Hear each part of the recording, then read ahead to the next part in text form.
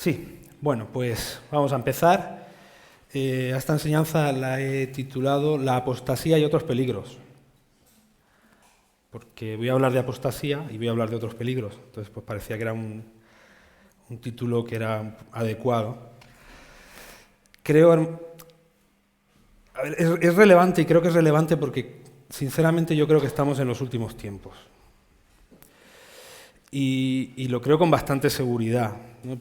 Y podemos ver, ¿no?, en las señales que nos rodean, podemos apreciarlo, ¿no? O sea, la maldad está aumentando a un ritmo exponencial, o sea, es muy sorprendente cómo semana a semana se van superando, o sea, no tenemos un tiempo de tranquilidad, o sea, cada semana hay una maldad más grande, se inventan algo peor, ¿no? Creo que estamos en esos tiempos que habla la palabra de principio de dolores. O sea, creo que sí, que siempre se dice, no, pero es que siempre han habido guerras, siempre han habido terremotos, siempre ha habido volcanes, pero nunca ha habido todo junto a la vez y en el contexto en el que se está moviendo, ni las guerras, ni la geopolítica. Nunca ha coincidido todo como está coincidiendo ahora, ¿no? Porque podemos ver cómo se va preparando todo ese nuevo orden mundial, todo ese gobierno único, la religión única. Sabéis que están levantando ya varios templos, ¿no?, que van más allá del ecumenismo, ¿no?, tradicional, de intentar que todos los cristianos estén juntos, sean de católicos, protestantes, ortodoxos. No, va más allá, ¿no? Ya son todas las religiones abrámicas, es el Islam, son los judíos y el cristianismo, y todos van a una única religión, que al final es una mezcla y no es nada, ¿no? Pero bueno, estamos viendo, ¿no?, como los tiempos se van acelerando y como toda la geopolítica parece, ¿no?, que se está uniendo en esa dirección. Apostasía. Decía que abrierais la Biblia en 2 Tesalonicenses 2. Vamos a leer del versículo 1 al 12. El versículo que nos importa aquí es el 3, pero vamos a leer todo el contexto, ¿vale? Dice: pero con respecto a la venida de nuestro Señor Jesucristo y a nuestra reunión con Él, os rogamos, hermanos, que no seáis sacudidos fácilmente en vuestro modo de pensar, ni os alarméis, ni por espíritu ni por palabra, ni por carta como si fuera de nosotros, en el sentido de que el día del Señor ha llegado. Dice: que nadie os engañe en ninguna manera, porque no vendrá sin que primero venga la apostasía y sea revelado el hombre de pecado, el hijo de perdición, el cual se opone y se exalta sobre todo lo que se llama Dios o es objeto de culto, de manera que se sienta en el templo de Dios presentándose como si fuera Dios. ¿No os acordáis de que cuando yo estaba todavía con vosotros os decía esto? Y vosotros sabéis lo que lo detiene por ahora, para ser revelado a su debido tiempo. Porque el misterio de la iniquidad ya está en acción, solo que aquel que por ahora lo detiene, lo hará hasta que él mismo sea quitado de en medio. Y entonces será revelado ese inicuo, a quien el Señor matará con el espíritu de su boca y destruirá con el resplandor de su venida. Inicuo cuya venida es conforme a la actividad de Satanás, con todo poder y señales y prodigios mentirosos, y con todo engaño de iniquidad para los que se pierden, porque no recibieron el amor de la verdad para ser salvos. Por esto Dios les enviará un poder engañoso para que crean en la mentira, a fin de que sean juzgados todos los que no creyeron en la verdad, sino que se complacieron en la iniquidad. Está hablando del inicuo, está hablando del hombre de pecado, de la bestia. Pero dice que no será revelado hasta que primero venga la apostasía. ¿Y qué es la apostasía? ¿Sabéis lo que es la apostasía, hermanos? Apostatar es abandonar la fe o el credo o la doctrina que uno tiene, es abandonarla. Es abandonarla en pos de otra creencia o de otra ideología, es abandonar lo que creía para agarrarme a otra cosa. ¿Quién apostata? Puede apostatar una persona, ¿no? Básicamente apostatan las personas, pero también apostatan grupos de personas. Porque en la Biblia vemos, que luego lo leeremos en Apocalipsis, cuando el Señor da el mensaje a las 7 iglesias, habla de la apostasía en las iglesias, en una de ellas en concreto, habla de su apostasía, habla de la apostasía de un grupo, de una iglesia, de un conjunto de personas, no de la iglesia de Cristo, porque la iglesia de Cristo esa no apostata. Eso lo tenemos claro, ¿no? La iglesia verdadera no apostata, es incapaz de abandonar la fe.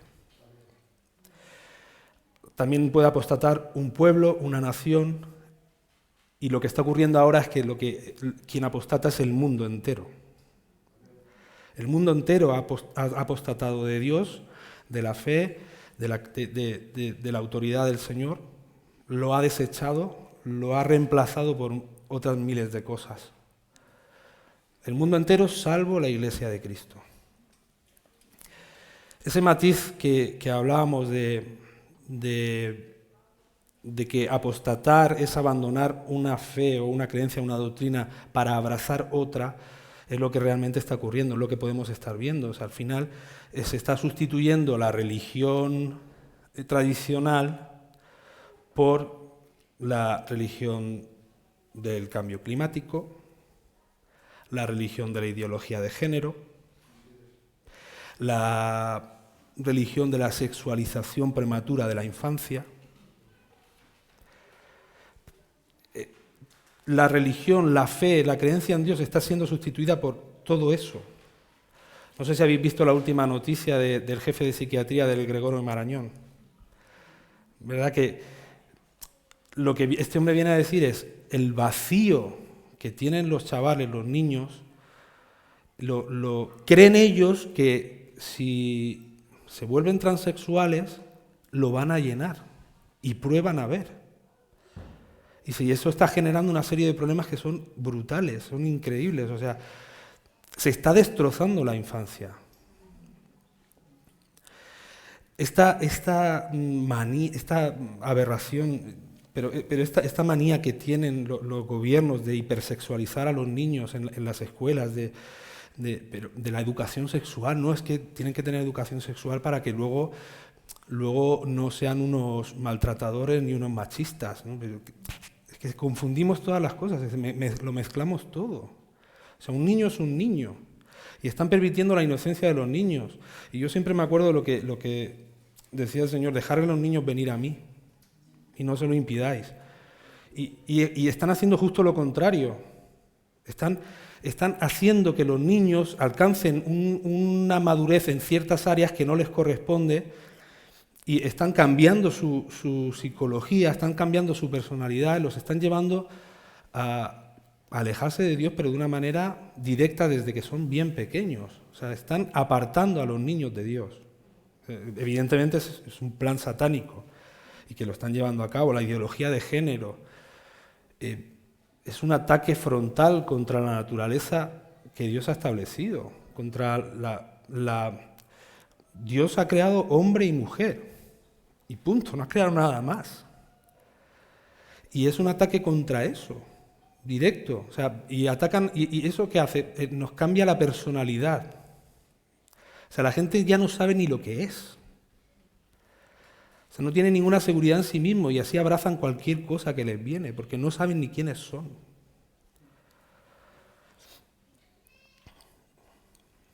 Todo eso es Agenda 2030, o sea, no hace falta que abundemos más. Eso es todo lo que, no sé si habéis visto, todos los libros de texto de los colegios están inundados de Agenda 2030, de ideología de género, de cambio climático. Cualquier cosa tiene el sellito del cambio climático, todo. Por tontería que sea, atenta contra el cambio climático. Ducharse atenta contra el cambio climático. Hay que ser marranos, porque si no atentas contra el cambio climático, si es así. O sea.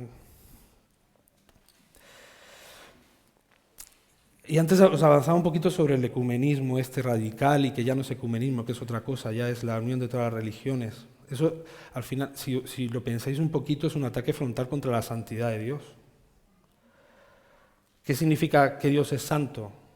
Ya lo hemos dicho en otras ocasiones, que Dios es santo significa que está apartado, que está en otro lugar, en otra dimensión, que no tiene nada que ver con nosotros. Entonces, cuando unes cualquier cosa y la intentas unir y mezclar con el Evangelio y con la palabra de Dios, atenta contra la santidad de Dios. O sea, es fuego extraño en el altar, hay tantas cosas. Y es muy sutil como todo eso se está metiendo en las iglesias. O sea, no es, y en la iglesia de Cristo no es algo que sea ajeno a nosotros. Tenemos que tener mucho cuidado, tenemos que estar muy pendientes, porque es muy fácil que esas cosas se introduzcan en la iglesia. Porque todos somos buenos, porque todos merecemos la salvación, porque Dios quiere a todo el mundo. Si es que al final Dios es el mismo en todas las religiones, lo que pasa es que le han llamado de otra manera. Y todo eso va calando poquito a poco, se va metiendo muy sutilmente, muy poquito a poco. Y si no tenemos claro quiénes somos ni en qué creemos, cuál es nuestro credo, cuál es nuestra declaración de fe, poquito a poco se nos va metiendo en la mente. Y poquito a poco eso va sembrándose, pum, pum, va creciendo, es una semillita que crece, luego es otra, y corremos un serio peligro.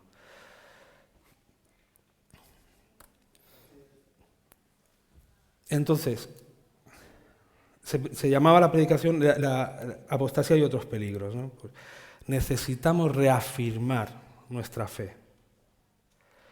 Pero no con el propósito de adquirir seguridad. No, nosotros los cristianos no tenemos que tener más seguridad. O sea, no se trata de que sepamos en qué creemos para estar seguros de nada. Porque en Romanos 8, 15 y 16 dice así, dice, pues no habéis recibido un espíritu de esclavitud para volver otra vez al temor, sino que habéis recibido un espíritu de adopción como hijos, por el cual clamamos Abba Padre. Pero aquí es lo importante, dice, el Espíritu mismo da testimonio a nuestro espíritu de que somos hijos de Dios. No necesitamos afirmar nuestra fe para saber que somos hijos de Dios. El Espíritu, si somos hijos de Dios, el Espíritu Santo ha regenerado nuestro espíritu y el Espíritu Santo da testimonio a nuestro espíritu de que somos hijos de Dios. No necesitamos más seguridad. Si los verdaderos hijos de Dios, los cristianos de verdad, no necesitan sucedáneos para saber que son salvos. No necesitan hacer buenas obras para saber que son salvos. Las buenas obras vienen porque son salvos. Entendemos la diferencia, ¿no? Necesitamos reafirmar nuestra fe precisamente para discernir la limpieza de nuestra doctrina o la pureza del ejercicio de nuestra fe. Necesitamos saber quiénes somos, en qué creemos y por qué creemos esas cosas para poder diferenciarnos de otros. Para cuando vengan doctrinas heréticas, que hay muchas y muy sutiles porque se disfrazan con medias verdades, sepamos cazarlas al vuelo. Esto no tiene que ver conmigo, aquí hay algo raro, esto me suena raro. Hay una nueva moda entre muchos predicadores muy conocidos, que es decir que los cristianos somos dioses en pequeño. Empezaron con lo de que cristianos es pequeños cristos, y de ahí han llegado a que somos como Dios. No somos Dios, pero como hemos nacido de nuevo y nos ha dado su naturaleza, pues entonces somos como pequeños dioses. Y eso que, según cómo te lo tomes según cómo lo aceptes o como te lo digan, oye, pues puede estar hasta gracioso, ¿no? Oye, mira qué bien, ¿no? Es que Dios nos ha hecho como pequeños dioses. No, mentira. Mentira. Dios te ha hecho su hijo, te ha adoptado, sí. Te ha hecho nacer de nuevo, ha regenerado tu espíritu. Pero lo máximo que tú eres su templo. Él es Dios. Él es Dios. O sea, es que es muy diferente a nosotros. O sea, Él es el creador de cielos y tierras, el creador de todo lo que existe, desde antes de la fundación del mundo. Cuando no existía nada, Él era. Y nosotros, de verdad, no, somos como Él. Hombre, somos un poquito diferentes, ¿no? Porque el Señor nos ha hecho un poquito mayor que los ángeles. No. Cuidado, a eso me refiero. O sea, nosotros tenemos que tener muy claras, muy clara nuestra fe, nuestra doctrina, para poder luchar contra todas esas cosas. Y eso pasa por el conocimiento de la palabra. Si alguien nos preguntara, ¿tú en qué crees? ¿Cuál es tu credo? ¿O cómo es tu declaración de fe? ¿Sabríamos contestarle? Hay algunas cosas muy básicas que deberíamos saber. Yo he hecho aquí un pequeño listado, yo lo voy a leer. ¿Qué creemos los cristianos? Dice, bueno, creemos en un solo Dios en tres personas, creemos en la Trinidad, creemos en el Padre, en el Hijo y en el Espíritu Santo. Creemos que nuestro Señor Jesucristo nació de una virgen por obra y gracia del Espíritu Santo. Creemos en su vida sin pecado, en su muerte vicaria y que a través de su sangre derramada en la cruz del monte de Calvario nuestros pecados han sido perdonados. Creemos en su resurrección y que está sentado a la diestra del Padre. Creemos que volverá en poder y gloria. Creemos que todos los hombres están perdidos y que el único camino para la salvación es Jesucristo, único mediador entre Dios y los hombres. Creemos en el llamamiento de Dios, en la regeneración de nuestro espíritu por medio del Espíritu Santo, en la conversión por el arrepentimiento y la fe. Y creemos en la resurrección de todos los hombres, los salvos para vida eterna y los perdidos para condenación y castigo eternos. Entonces esto, cuando lo estaba escribiendo, me recordó a las famosas solas de los reformadores. No sé si habéis oído hablar de ellas, ¿no? Lo de sola gratia, sola fide, solo Cristo, soli Deo gloria y sola Scriptura. Ahora las vamos a ver ahora. Pero estas solas eran como 5 declaraciones de los reformadores que iban en contra de algunas doctrinas católicas que usurpaban la autoridad de Dios a favor de la élite clerical, de los líderes de la Iglesia, ¿no? Que habían asumido para sí roles que no les correspondían, que solo corresponden a Dios. Entonces los reformadores, cuando empezaron a estudiar la palabra, hicieron estas 5 declaraciones. Nunca las hicieron juntas, no sé, al final las 5 solas se han unido en el siglo XX, pero sí que es cierto que los distintos reformadores fueron como enunciando cada una de ellas. Sola gratia, solo por gracia. Esta doctrina sostiene que la salvación viene solo por la gracia divina. Es un don, es un regalo inmerecido, por gracia. Nada puede hacer el pecador por sus propios méritos. ¿Solo creemos? Amén. Eso forma parte de mi fe, de mi declaración de fe. Sola fide, solo por fe. Es la doctrina que sostiene que la justificación es solo por fe y no por obras. Esto es fundamental y nosotros lo tenemos muy claro, pero no creáis que todas las iglesias lo tienen clarísimo. Porque siguen dándole un valor a las obras que no tiene y confunden el orden. O sea, las obras, las buenas obras son el resultado de una vida regenerada, pero las buenas obras no regeneran la vida. Eso solo lo hace Dios. Entonces es solo por fe, no por obras. Solo Cristo o solo a través de Cristo. Es la doctrina que sostiene que Jesucristo es el único mediador entre Dios y los hombres y no hay salvación por medio de ningún otro. Eso parece que sí que está bastante más establecido. Soli Deo gloria, la gloria solo para Dios. Es la doctrina que sostiene que toda la gloria es solo para Dios. Declara que toda la salvación se lleva a cabo a través o por la voluntad de Dios. No solo es la obra de la cruz, sino hay que entender que también es voluntad de Dios el don de la fe para redención. Es decir, es Dios el que pone en el corazón del hombre tanto el querer como el hacer, por su perfecta voluntad. Y esto, que parece sencillo, no lo es tanto, porque hay demasiada confusión con respecto a esto. Claro, hay hermanos nuestros, hay cristianos que piensan que el hombre decide aceptar al Señor. Y en nuestro lenguaje coloquial, oye, ¿tú cuándo aceptaste al Señor? Y lo hablamos de una manera natural, pero ojo, que por lo menos tengamos claro el principio de esto. No, Dios es santo. Dios no tolera el pecado.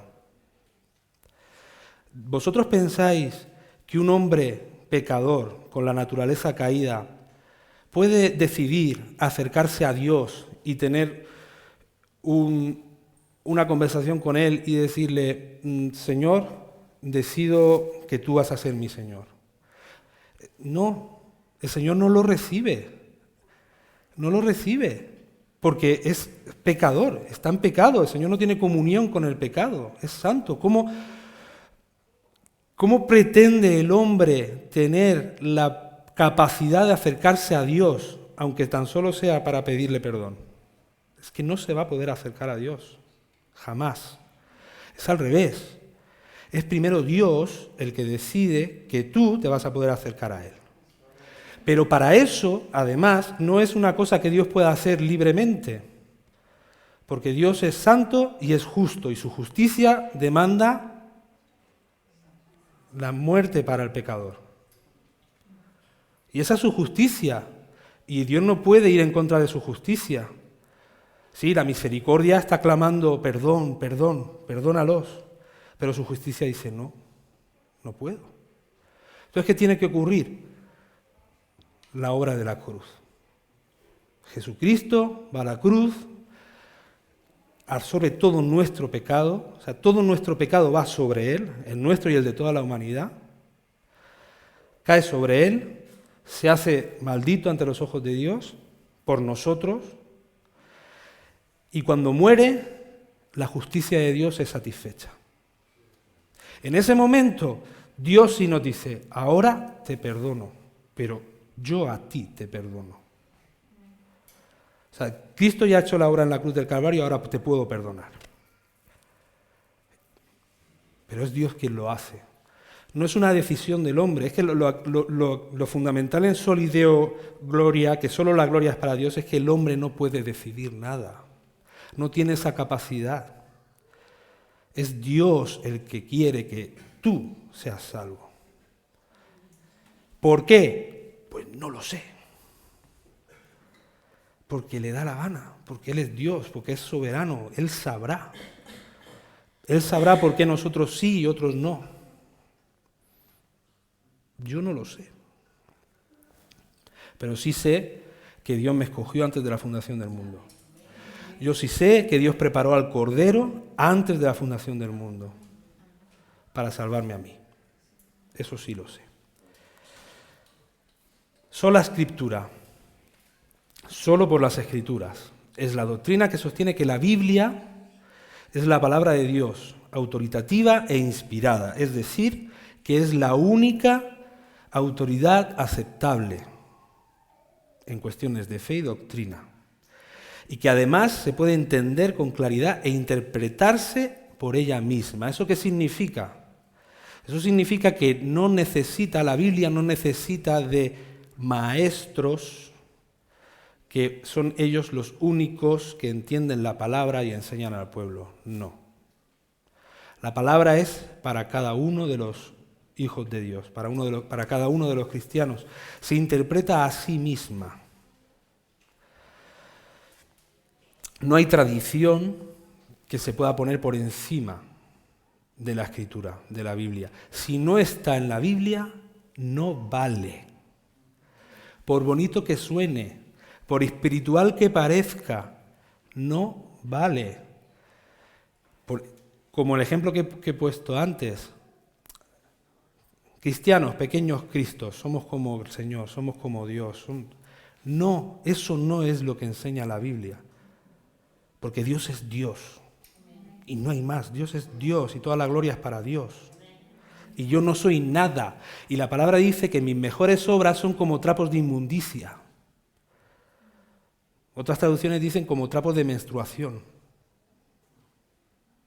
Esas son mis mejores obras delante de Dios. Imaginaos.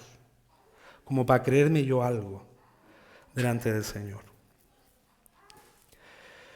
Entonces, creemos que la Biblia es la palabra de Dios, inspirada, infalible y llena de autoridad. Y no hay más. Ese es el principio de sola escritura. Ahora, ¿qué ocurre?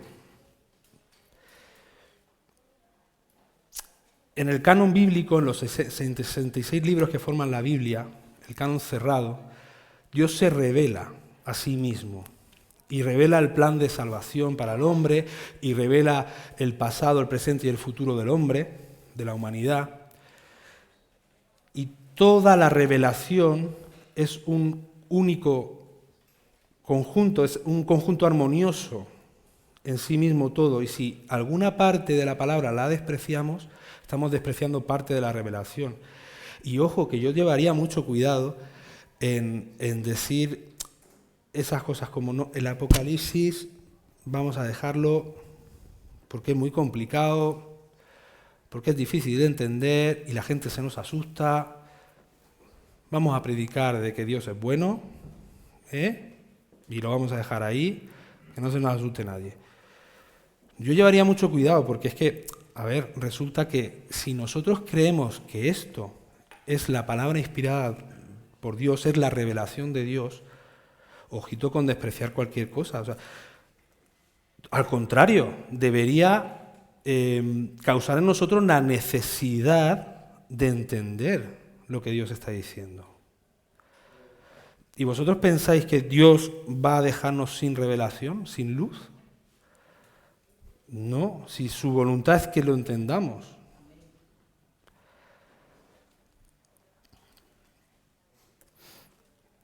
Dice Pablo en Romanos 11, del 33 al 36, dice: «Oh, profundidad de las riquezas y de la sabiduría y del conocimiento de Dios.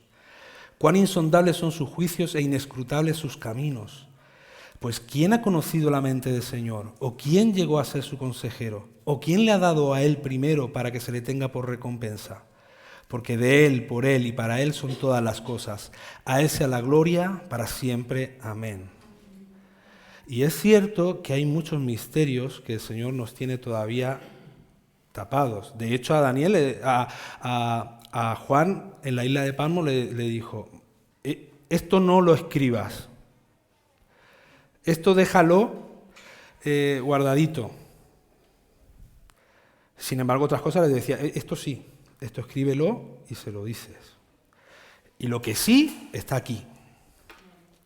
Entonces, lo que Dios quiere que sepamos está aquí y quiere que lo sepamos. Lo que no quiere que sepamos no está. O sea, no, lo que quiero decir con esto es que la Biblia es un libro abierto para nosotros. Es un libro que si nosotros nos acercamos a él delante del Señor, se nos abre. Es luz para nosotros. Hay un problema con esto de sola escritura, y es el viejo sofisma o el viejo axioma que dice que la Biblia contiene revelación, pero que no es toda la revelación, o que no toda ella es revelación, que es la otra cara. Y eso es un poquito peligroso. O sea, decía Sir Robert Anderson, el escritor del libro El príncipe que ha de venir, que os lo recomiendo, es muy bueno. Muy, muy bueno. Decía que, entonces, ¿qué pasa? Que la Biblia se convierte en una especie de juego de lotería, en el que tú sacas una bola, lees un versículo y no sabes si es verdadera revelación de Dios o no, o lo han escrito los hombres.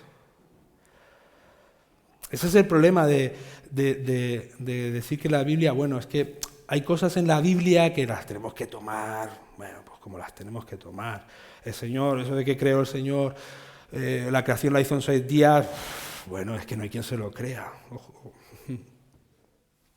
Pues yo me lo creo. Es que es lo que dice Dios que hizo.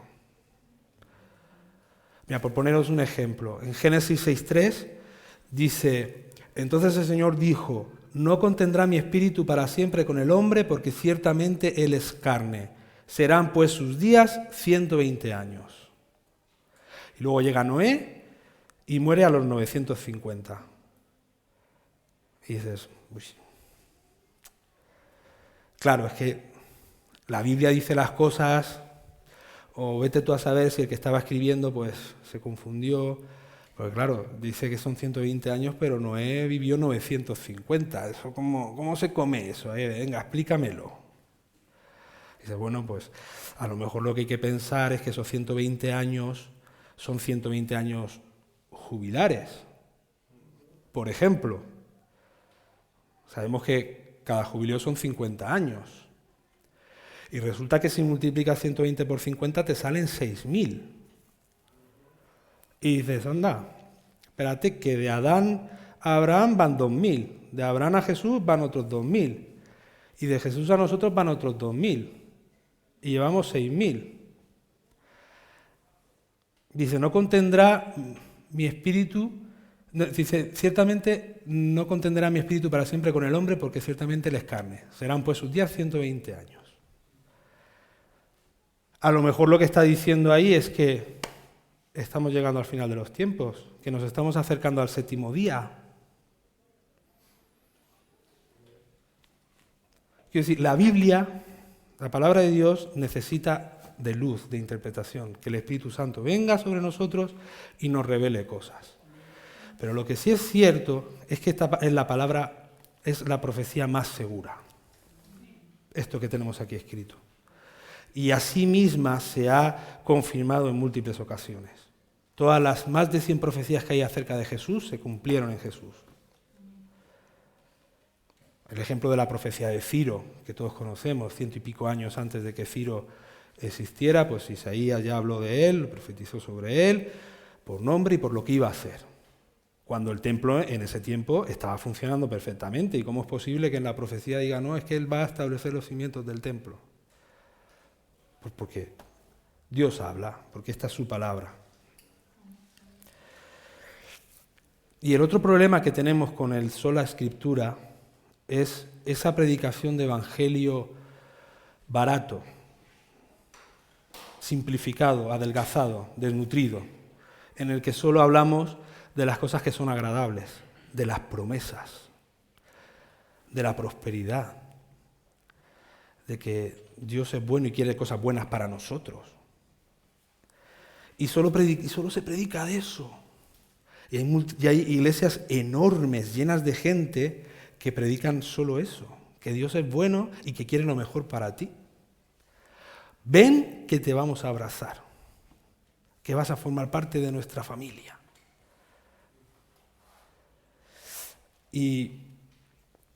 Pero no se les habla del pecado, no se les habla de la cruz, no se les habla de la responsabilidad, no se les habla de que cada vez que pecamos es como si estuviéramos dando un martillazo y clavando al Señor en la cruz.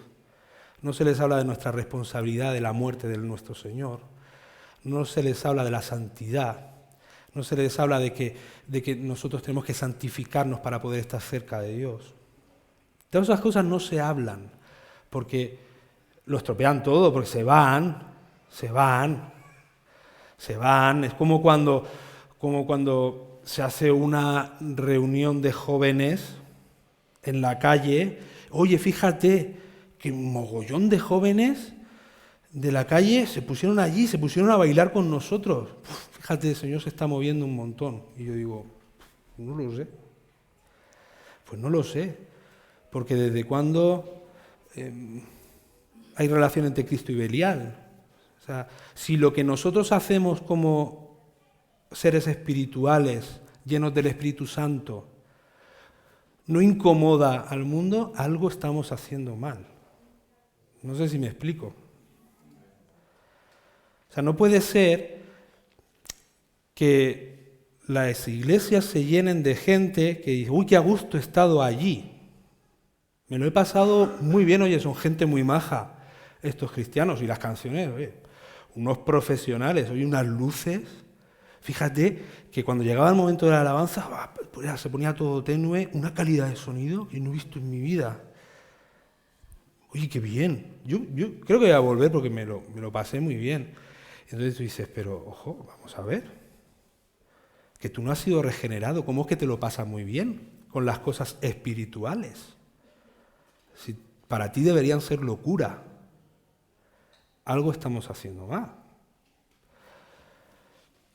Y es eso, es ese evangelio pobre que no habla la verdad de Cristo.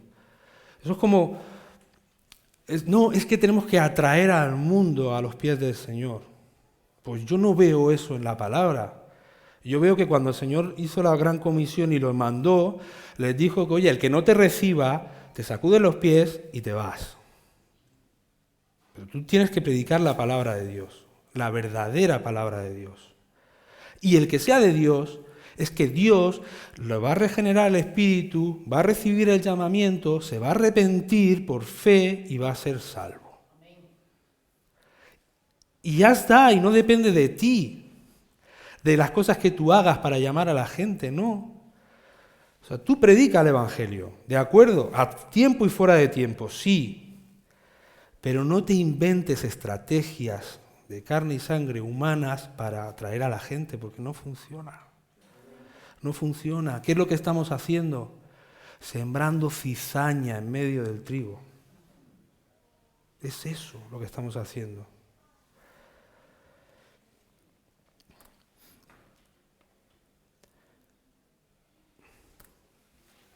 Vámonos a Apocalipsis.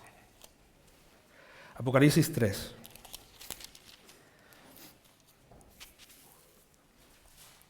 Vamos a empezar por la Odisea, por la iglesia de la Odisea, versículo 14. Dice así. Dice, bueno, antes voy a dar una pequeña explicación. Hay el mensaje a las 7 iglesias, sabemos que fueron 7 iglesias reales que existieron en su tiempo, y el mensaje era un mensaje específico para ellas en ese momento y en su contexto. Pero también podemos entender que hay un cumplimiento profético, una historia progresiva del cumplimiento profético de esas iglesias y que nos llevan a los días de hoy. Yo sí creo eso lo dejo a vuestra consideración. Lo cogéis, lo meditáis, os ponéis delante del Señor, y si bien, bien, y si no, pues no. Y hasta ahí no pasa nada. Pero yo sí creo, por ejemplo, que la iglesia de Éfeso, el mensaje de la iglesia de Éfeso tiene que ver con esa iglesia decadente, apostólica, al final, casi llegando al año 100, en la que habían perdido ese primer amor y tenían que recuperarlo. Luego está Esmirna, que habla de la época de la persecución de la iglesia. Por eso le dice el Señor que has sido fiel hasta la muerte y te daré la corona de la vida, ¿no? Después llega Pérgamo, sobre el 313, porque acordaos que la persecución de los cristianos terminó, y esto es historia, terminó con el edicto de Constantino y de Licinio en el año 312, que establecía que a todos los súbditos, incluidos expresamente los cristianos, se les autoriza a seguir libremente la religión que mejor les pareciera. A partir de ahí viene otra época, que es la llamada época imperial, que podría tener relación con la iglesia de Pérgamo, y después Tiatira, que sería la época papal, y Sardis, que sería la iglesia que ya es a partir de la Reforma, hasta el año 1800 aproximadamente, algo así. Pero lo que nos importa a nosotros y lo que estamos hablando son las dos últimas iglesias, que son la Odisea y Filadelfia. Que yo sí creo que esas dos iglesias son las iglesias que representan el estado de la iglesia actualmente, en estos tiempos.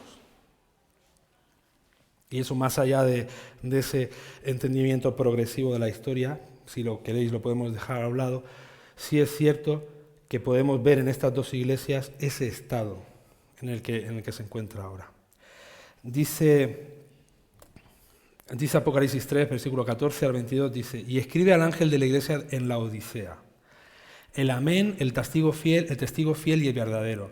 El principio de la creación de Dios dice esto, yo conozco tus obras, que ni eres frío ni caliente, ojalá fueras frío o caliente. Así, puesto que eres tibio y no frío ni caliente, te vomitaré de mi boca. Porque dices, soy rico, Me he enriquecido y de nada tengo necesidad. Y no sabes que eres un miserable y digno de lástima, y pobre, ciego y desnudo. Te aconsejo que de mí compres oro refinado por fuego, para que te hagas rico, y vestiduras blancas para que te vistas y no se manifieste la vergüenza de tu desnudez, y colirio para ungir tus ojos para que puedas ver. Yo reprendo y disciplino a todos los que amo. Sé pues celoso y arrepiéntete. He aquí yo estoy a la puerta y llamo. Si alguno oye mi voz y abre la puerta, entraré a él y cenaré con él y él conmigo. Al vencedor le concederé sentarse conmigo en mi trono, como yo también vencí y me senté con mi Padre en su trono. El que tiene oído, oiga lo que el Espíritu dice a las iglesias. Resulta que la Odisea era una ciudad que era muy próspera económicamente, era un centro económico muy importante porque estaba en una encrucijada de caminos importante, unía varias ciudades importantes y era una ruta, y era una ciudad muy importante y se hacían transacciones económicas muy importantes. La Odisea también se caracterizaba porque tenía una gran industria de tejido, sobre todo la fina lana negra y las alfombras. Y otra tercera característica de la Odisea era que era una ciudad con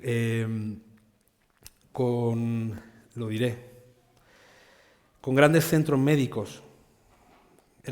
Tenía una medicina muy avanzada para la época, sobre todo oculistas. Entonces, históricamente se sabe eso. Entonces, si vemos la palabra del Señor a la Odisea, encontramos esos aspectos clarísimamente. Porque le dice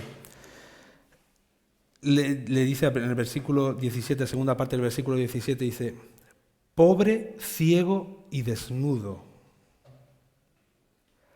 Que son esas tres cosas por las que se caracterizaba la Odisea. Eran ricos, se destacaban por tener una industria de tejidos importante y además trabajaban con la vista. O sea, eran médicos de la vista, eran oculistas. Y el Señor les dice, pobre, ciego y desnudo. Y le dice, te aconsejo de que de mí compres oro refinado por fuego, es decir, tu riqueza no vale. Tú te has creído muy fuerte. De hecho lo dice, yo conozco tus obras, dice, porque dices, soy rico, me he enriquecido y de nada tengo necesidad. Dice, no, y el Señor le dice, te aconsejo que de mí compres oro refinado por fuego para que te hagas rico. Porque dice, de nada tengo necesidad. Y el Señor le dice, y vestiduras blancas para que te vistas y no se manifieste la vergüenza de tu desnudez.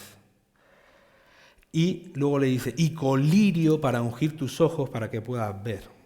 O sea, todo ese orgullo de la Odisea, el Señor dice, es que eso no vale para nada. Y eso, ¿cómo lo traducimos a nuestros tiempos? ¿Qué iglesia es esa? Porque recordemos que es una iglesia de Jesucristo. Esta no es el mundo, no es un grupo de personas del mundo, no, está hablándole a la iglesia de Jesucristo, porque de hecho al final le dice, oye, yo reprendo y disciplino a los que amo. O sea, te estoy diciendo esto porque te amo. Y le dice, si alguno oye mi voz y abre la puerta, entraré a él y cenaré con él. O sea, el Señor le está dando la oportunidad de arrepentirse. Entonces, recordemos eso, que está hablándole a la iglesia de Jesucristo. ¿Qué iglesia es esa? Hoy en día, pues un poquito lo que hemos estado hablando hasta ahora. Es esa iglesia que ha pervertido el Evangelio, que ha dejado que entre de todo a la iglesia, todas las corrientes que hay del mundo y están en la iglesia.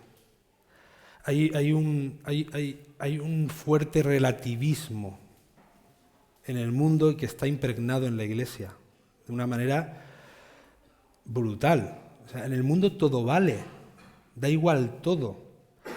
Si eres niña, niño, niñe, da lo mismo. Todo está bien. Todo está bien. Y en la iglesia está pasando lo mismo.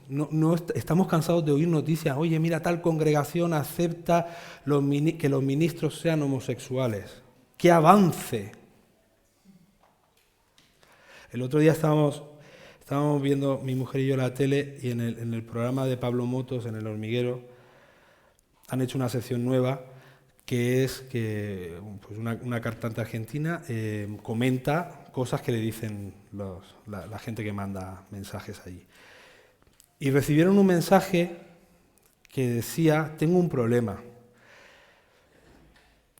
Era una chica. Decía, tengo el siguiente problema. Mi novia se hace pasar por la novia de mi hermano para que mis padres no se enteren de que es mi novia.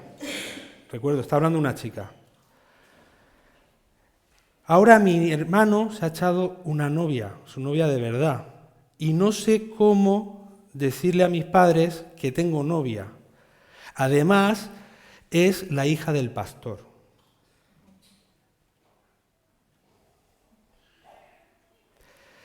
En España los católicos no tienen pastores, tienen curas. Pues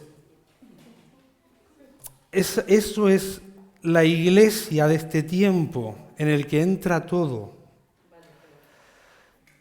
Y en este caso todavía no valía, porque la muchacha estaba muy asustada de que sus padres, que eran muy religiosos, se enteraran de que su novia era la hija del pastor.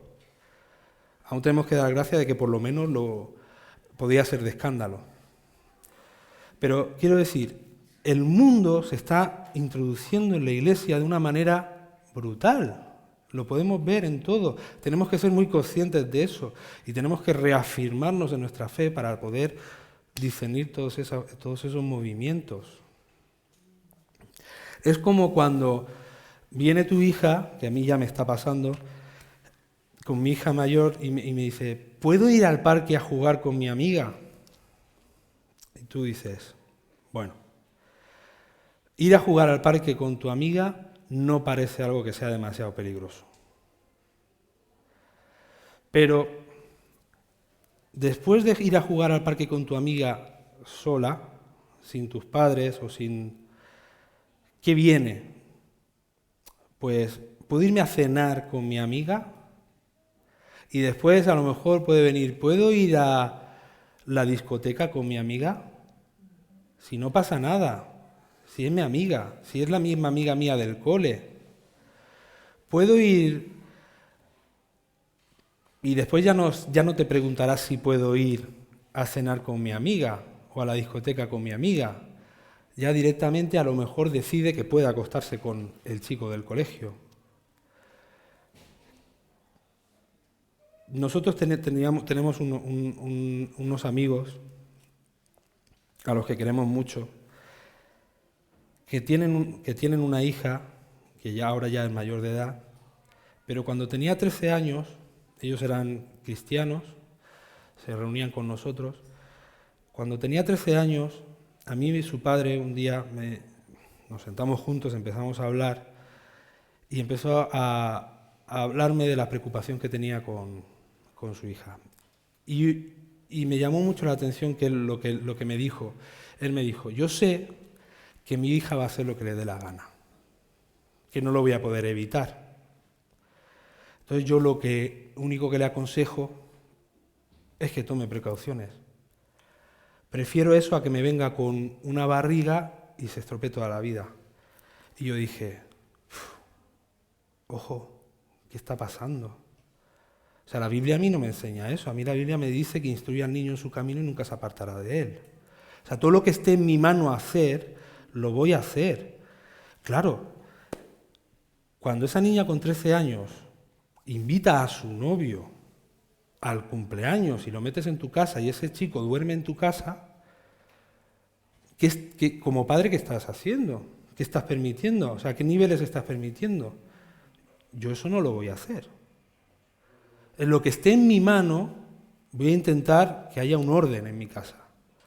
Cuando tengan 18 años, se desaparezcan de mi casa o se vayan de la autoridad o se quiten la autoridad de encima, pues ya me tocará hincarme de rodillas y orar. Pero mientras esté en mi casa, mientras esté bajo mi autoridad, lo que voy a hacer es intentar que haga las cosas bien y en condiciones. Pues con la iglesia ocurre lo mismo. Ocurre exactamente lo mismo. Tenemos que intentar que la iglesia funcione bien y protegerla de todas esas pequeñas cosas que van entrando y que pueden ir evolucionando y que van sumando una detrás de otra y al final nos llevan del escepticismo religioso de Adán y Eva es como un cuento para entender la creación, del escepticismo a la incredulidad. Es que yo no me creo que el Señor vaya a venir. Y de ahí a la apostasía, abandono la fe. ¿Para qué? Si es todo muy raro. Si el mundo es otra cosa, ¿no? Y eso ocurre, igual que ocurre con nuestros hijos, que tenemos que llevar ese cuidado en todo lo que esté en nuestra mano hacer, de verdad, hermanos, todo lo que esté en nuestra mano hacer, hay que hacerlo. Y pedirle a Dios que nos dé sabiduría para educar a nuestros hijos y llevarlos, encaminarlos hacia el Evangelio y hacia la creencia en Dios. Y todo lo que esté en nuestra mano, luego ya Dios decide si es o no es. Eso ya forma parte del Señor, pero lo que esté en mi mano lo voy a hacer. Pues con la Iglesia vamos a hacer lo mismo, vamos a proteger la Iglesia. No vamos a permitir, hermanos, que entren esas pequeñas cositas que nos pueden estropear todo. Por eso la predicación está simplemente lo que quiere recalcar o hacernos entender es, tenemos que saber cuál es nuestra fe, cuál es nuestra creencia, cuáles son nuestras bases, cuál es nuestra doctrina, para que no nos ocurran esas cosas. Entonces, y luego tenemos la iglesia de Filadelfia, que lo leemos en el versículo 7, dice, y escribe al ángel de la iglesia de Filadelfia, el santo, el verdadero, el que tiene la llave de David, el que abre y nadie cierra, y cierra y nadie abre, dice esto. Yo conozco tus obras, mira, he puesto delante de ti una puerta abierta que nadie puede cerrar, porque tienes un poco de poder. En la Reina Valera dice, porque tienes poca fuerza, ¿no? Has guardado mi palabra y no has negado mi nombre. He aquí yo entregaré a aquellos de la sinagoga de Satanás que se dicen ser judíos y no lo son, sino que mienten. He aquí yo haré que vengan y se postren a tus pies y sepan que yo te he amado. Porque has guardado la palabra de mi perseverancia. Yo también te guardaré de la hora de la prueba, esa hora que está por venir sobre todo el mundo para probar a los que habitan sobre la tierra. Vengo pronto, retén firme lo que tienes para que nadie tome tu corona. Amén. Y ese es el contraste. ¿Os acordáis y con esto prometo que voy terminando? Perdonad que me alargue, pero no quiero dejarme nada dentro. En Mateo 13, 24 al 30, es la parábola del trigo y la cizaña. Jesús les refirió otra parábola diciendo, el reino de los cielos puede compararse a un hombre que sembró buena semilla en su campo, pero mientras los hombres dormían, vino su enemigo y sembró cizaña en el trigo y se fue. Cuando el trigo brotó y produjo grano, entonces apareció también la cizaña. Y los siervos del dueño fueron y le dijeron, Señor, ¿no sembraste buena semilla en tu campo? ¿Cómo pues tiene cizaña? Él les dijo, un enemigo ha hecho esto. Y los siervos le dijeron, ¿quieres pues que vayamos y la recojamos? Pero él dijo, no sea que al recoger la cizaña arranquéis el trigo junto con ella. Dejad que ambos crezcan juntos hasta la siega. Y al tiempo de la siega diré a los segadores, recoged primero la cizaña y atadla en manojos para quemarla, pero el trigo recogedlo en mi granero. Y estas son Laodicea y Filadelfia. Filadelfia es una iglesia de trigo, pero Laodicea era una iglesia en la que el enemigo sembró cizaña y tuvieron que convivir. Y así tenemos a muchos hermanos nuestros que conviven con la cizaña en iglesias que no tienen una sana doctrina. Evangelio de la prosperidad, por ejemplo. El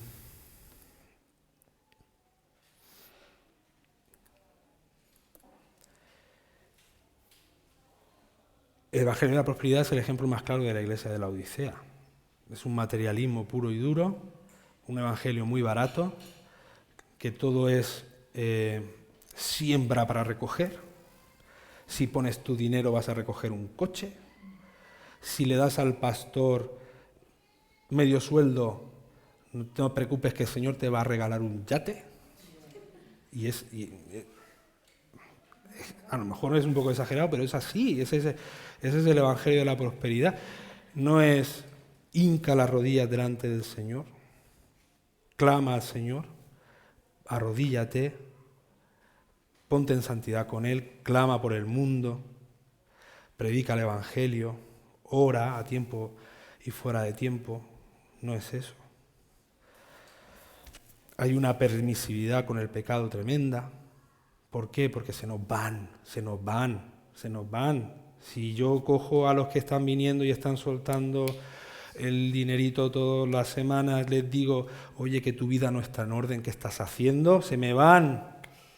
Y si se me van, no puedo pagar el alquiler de la nave de 6.000 metros cuadrados que acabamos de alquilar. Falta de autoridad. Digamos que son cristianos exigentones, egoístas, son como niños pequeños que no aceptan autoridad. Y esa no es la iglesia del Señor. Y el Señor va a tener que esperar pacientemente a que llegue el tiempo y la cizaña se vaya. Porque va a llegar el tiempo de la siembra. Y la cizaña se va a ir y va a quedarse la iglesia verdadera.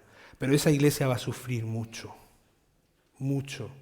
Y yo, hermanos, no quiero que nosotros suframos. Yo quiero que seamos más como Filadelfia, que el Señor nos diga, oye, en tu poca fuerza, con lo pequeña que eres, qué bien lo has hecho, que has sido fiel. Voy a abrir una puerta que nadie va a cerrar. Puede ser la misma puerta que el Señor le abrió a Juan al principio del Apocalipsis, que le mostró una puerta abierta por la que tenía que pasar. Puede ser, no lo sé. Pero Él está diciendo, te he abierto una puerta que nadie te va a cerrar. Vengo pronto, retén lo que tienes para que nadie tome tu corona. Ese sería como el resumen de lo que quería decir hoy. Vengo pronto, retén firme lo que tienes para que nadie tome tu corona. Y para casa os pongo deberes. Para no alargar esto, cogeros Tito y leéis Tito. ¿Vale? Sobre todo del capítulo 1, versículo 15 al capítulo 2, versículo 14. Porque ahí habla de los que profesan conocer a Dios, pero con sus hechos lo niegan, siendo abominables y desobedeciendo e inútiles para cualquier obra buena. Eso para casa. Lo cogéis y lo leéis. Y hasta aquí, hermanos. Ya no os entretengo más. Amén.